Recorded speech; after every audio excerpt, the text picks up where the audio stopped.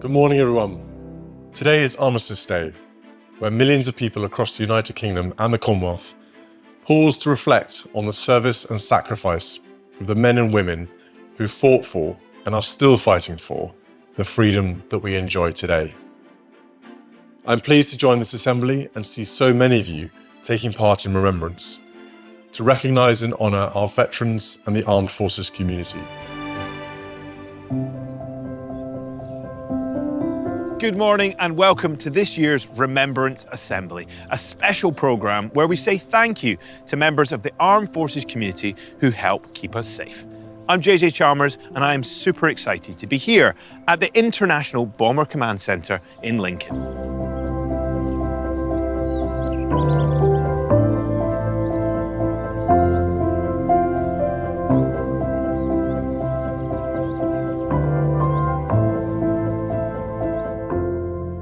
So today is Armistice Day, which is a very special day at the heart of Remembrance, because in 1918 at 11 a.m. on the 11th day of the 11th month, fighting in the First World War ended.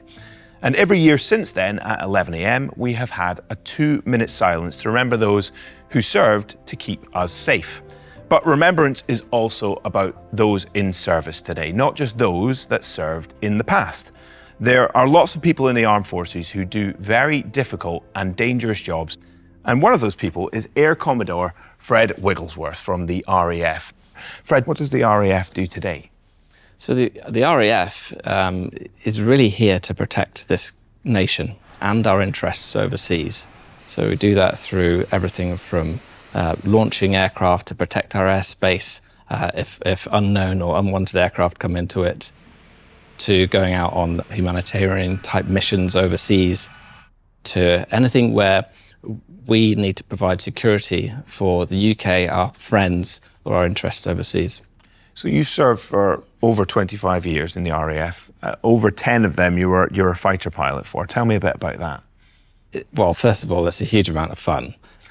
It's quite exhilarating to strap on a jet onto your back, which is kind of what it feels like you're doing, and have the ability to soar into the clouds, to go flying through valleys, and to go at speed. But of course, there's a serious aspect to that as well, because we always know that we might at some point need to go on a proper operational mission and face the dangers that come with it.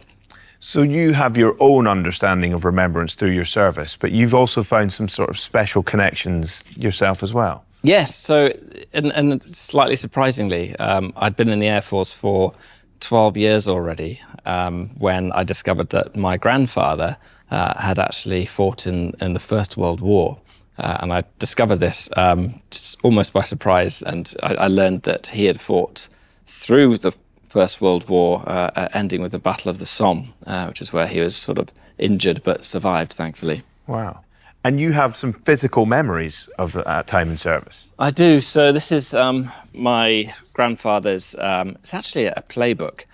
He was a performer. It was really interesting to learn that he had actually performed in an acting group. They entertained the troops in the trenches and often went into the local villages and performed there as well. But this is effectively his script book with some postcards, which some of them tell their own story. This one just says hell written on it, which just gives you a sense of how he is feeling. Another one talking about places in the postcards in rural France that, as it says here, are now flattened and not looking the same at all. But it's a whole treasure trove of memories that I really treasure. Wow. Well, thank you so much for sharing your story. Well, as well as the RAF, there are two other branches of service, the Army and the Royal Navy.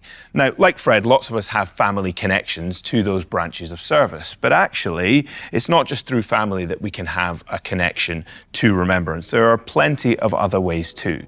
So to find out more, we sent Fred to an amazing place of remembrance, the National Memorial Arboretum.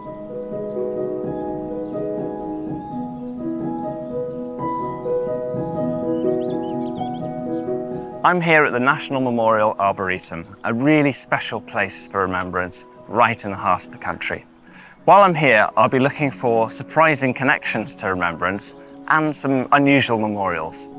The National Memorial Arboretum has 422 memorials that honour the men and women who have served in the British Armed Forces in over 50 conflicts. With so much to see, I'm going to need an expert to show me around. My name's Tony Matthews, and I've been volunteering here at the National Memorial Arboretum for 19 years. Hello, Tony. Good morning, Fred. Tony, you know this place inside out. Well, So, can you help me find some of the more unusual memorials? I'll do my very best. For the first memorial is just to our right here, the polar bear. Exactly. What's that all about? Well, it's dedicated to the 49th Infantry West Riding Division, who during the Second World War were based in Iceland. During the Second World War, British troops were stationed all across the globe, even in the Arctic Circle. Their general went round to visit his troops, and it was a bad snowstorm. So he jokingly said, as the troops came out to greet him, my polar bears.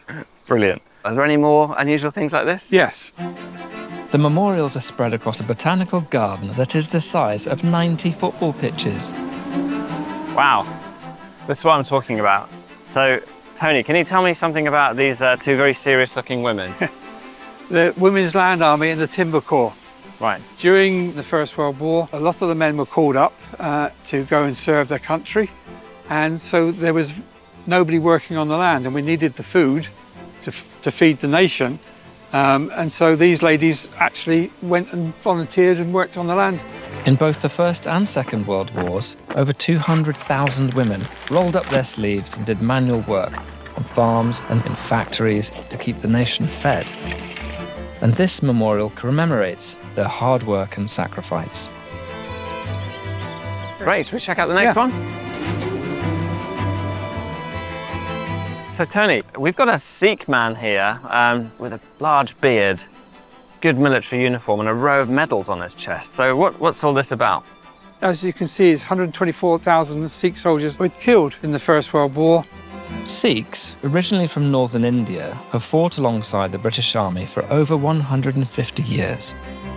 In line with their faith, they've always been permitted to keep their beards and wear turbans instead of helmets, even in combat roles. And there are many Sikhs still serving today.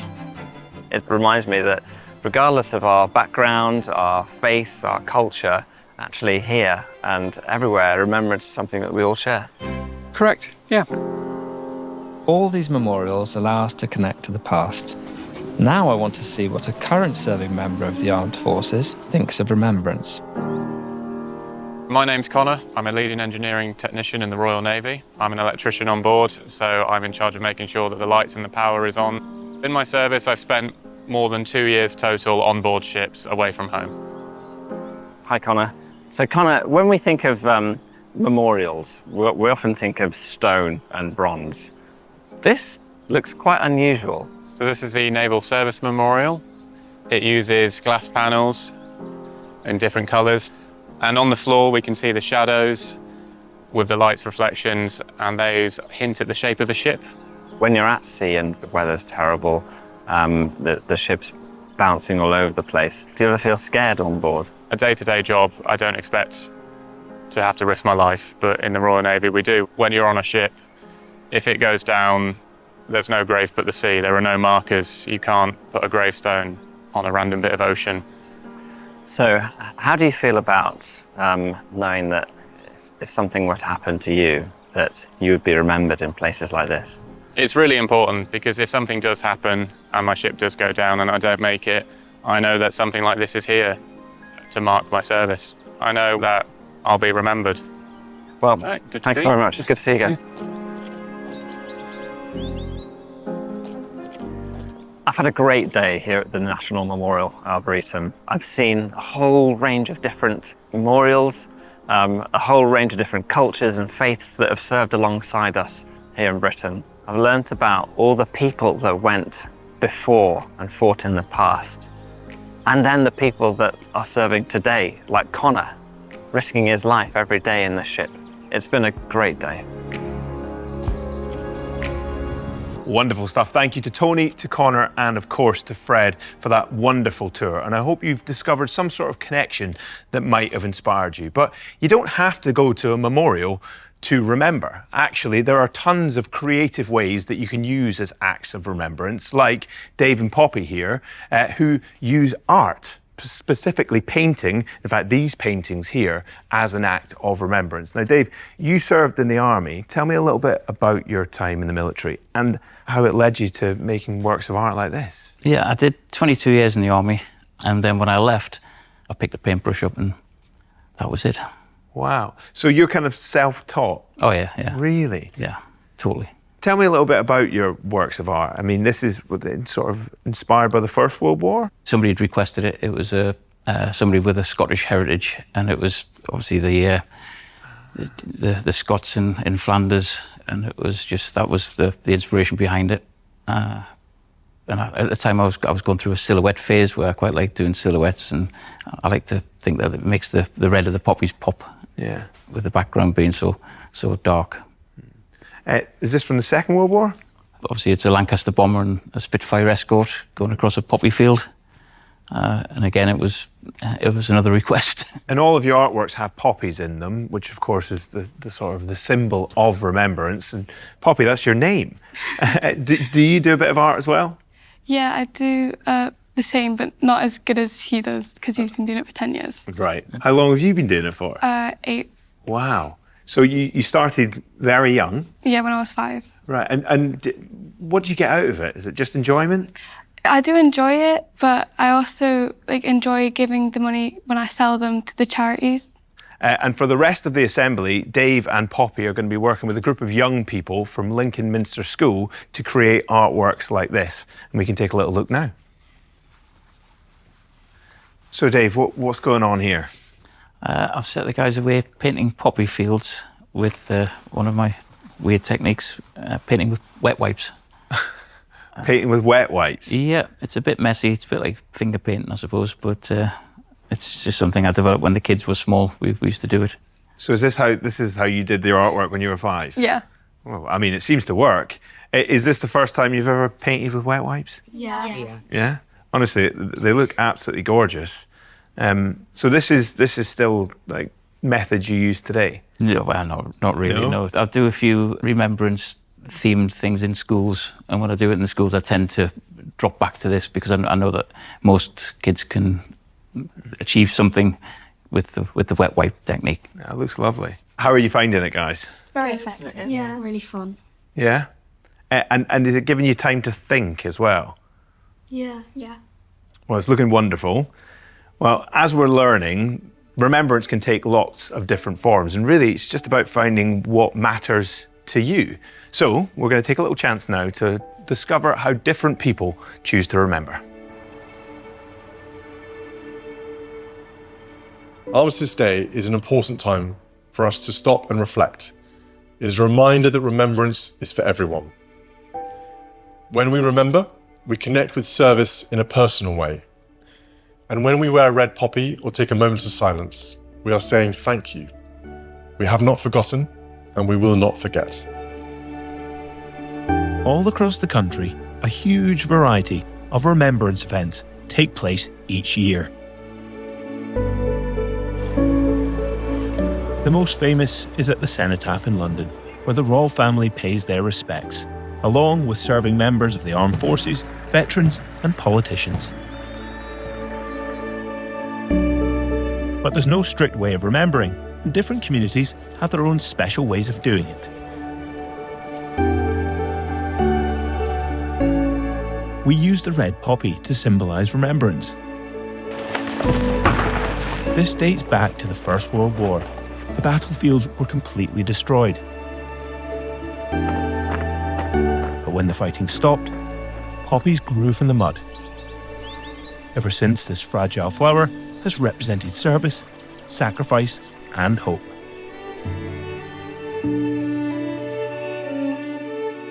Today, the poppy gives us freedom to be creative with how we remember. And it's amazing to see what people do. Coming together for remembrance is a vital way to honour those whose service keeps us safe. Their memories matter, their lives matter, and they remind us to be respectful, kind, brave, and thoughtful every day. I hope that you can find your own connection to remembrance and carry it forward so we never forget. Thank you. Well, that was a lot of different ways to remember it, wasn't it? And I hope it has inspired you to find your way to remember today. This is Manpreet Maycock. Now, you are both in the army, but you also work for the National Health Service. That's right. Yeah. So I work for Guy's and St Thomas's Hospital in London, and I also work for Army Air Corps, and I'm a reservist. Right, so you work part-time in the army? That's correct, yeah. So we'll do one evening a week, and then in combination we'll have weekends. What is your job in the army then? So I work, like I said, with the Army Air Corps, and it's working as a ground crew. So it's very much like, imagine like Formula One when you have pit crew. And that's kind of my role as a ground crew, looking after and making sure everything is safe and ready for the pilots to run the helicopters. And that's what we look after. Wow. What made you want to join the army in the first place? I saw a poster. There were two girls wearing uniform, just the way I'm wearing right now. And they were carrying rifles. The first question that came to my mind was that I didn't know women could actually join. It really opened up my eyes to kind of explore a bit more. Wow. So you really answered that question. Yeah. And it doesn't matter about your religion, your gender. It doesn't matter where you come from, as long as you're willing to work hard and put all the effort in. It's taken me out of my comfort zone. It's the hardest thing I've done physically and mentally, but it's made me a strong person, and I don't say no to anything anymore. Everything else is easy because the training is so hard. And I know that when you sort of look at the contributions that people have made to the armed forces, particularly in the past, you think about the contributions of the Commonwealth. In World War I, 1.3 million soldiers just from India came and supported the war efforts, which was huge. The contributions were amazing, whether it was soldiers, nurses, pilots from all around the continent. It was incredible. And then when we think about the Second World War, over 5 million soldiers came from Commonwealth countries and contributed to the war efforts and supported Britain. Well, thank you so much, Manpreet. It is fascinating to learn about the contributions from people in so many different countries. And it just goes to show that remembrance stretches all around the world.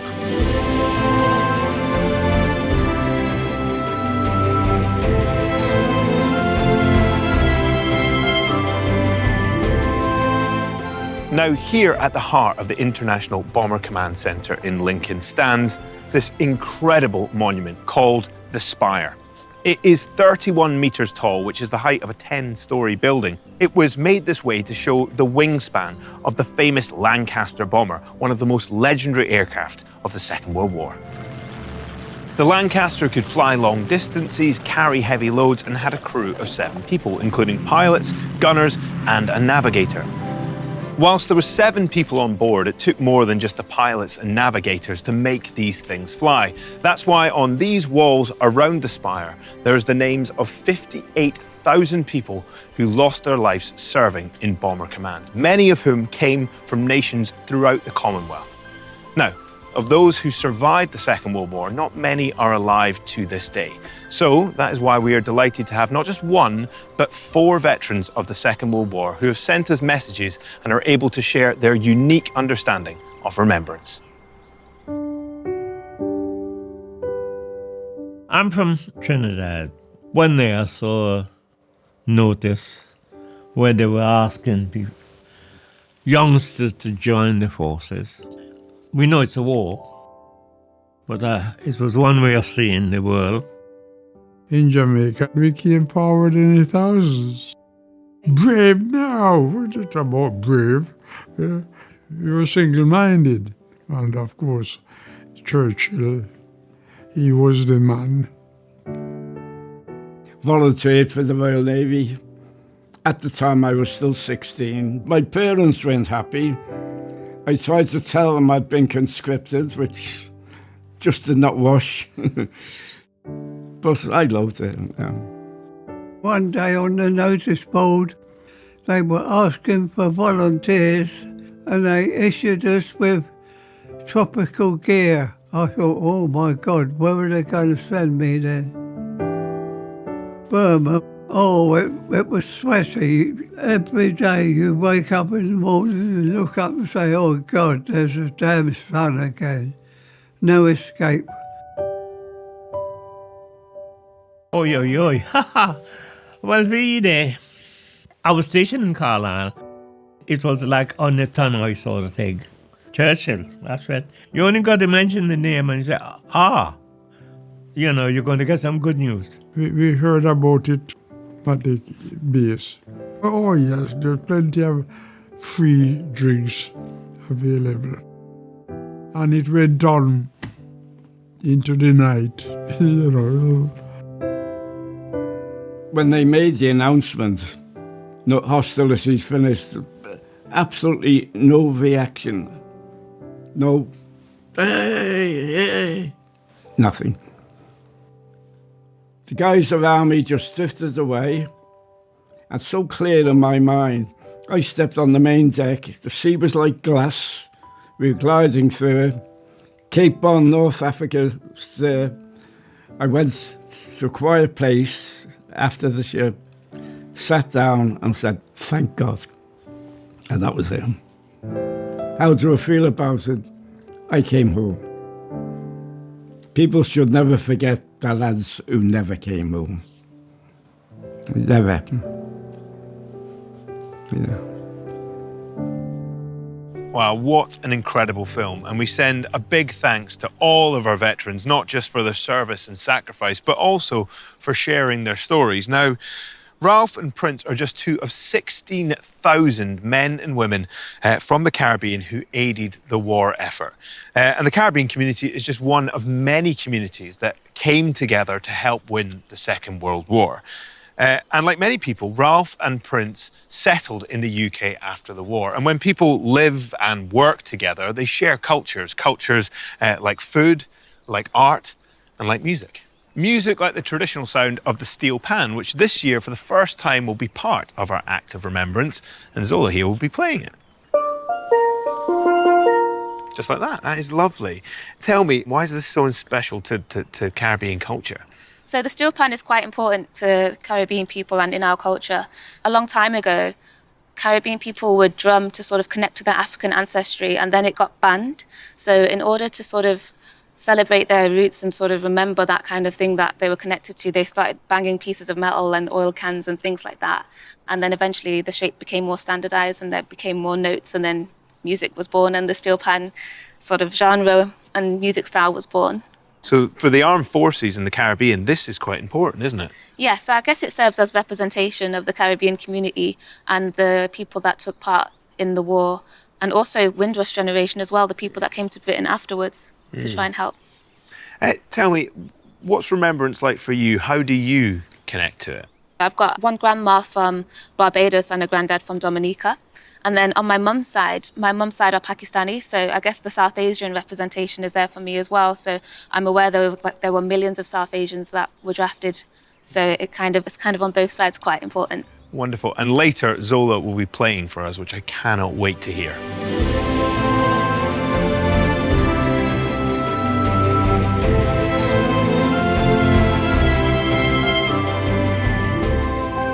Now, as we're getting closer to 11 a.m. and our 2-minute silence, I just wanted to check in with our resident artists, Dave and Poppy, and this lot from Lincoln Minster School to see how they're getting on with their remembrance art.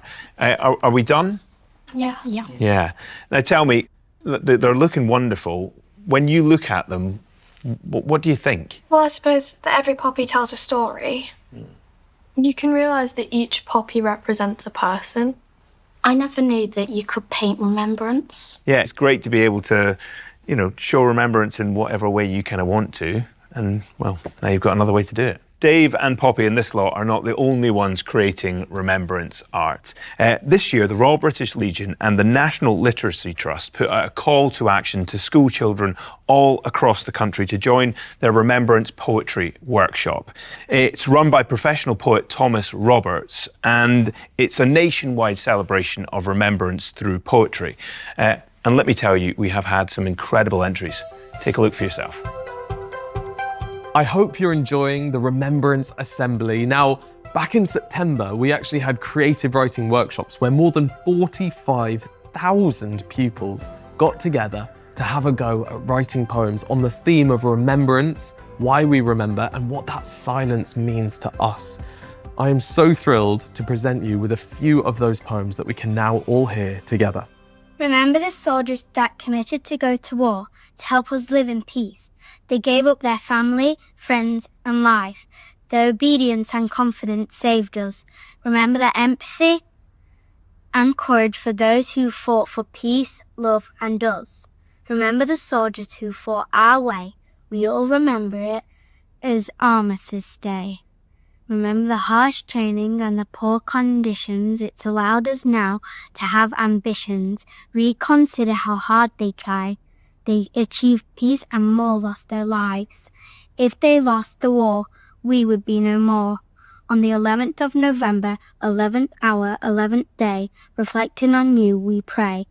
You respect us, that is why we embrace your special day. The beauty of a memory, so that's always there, like a pen in your pocket, you can take it anywhere. You can always remember and use your brain.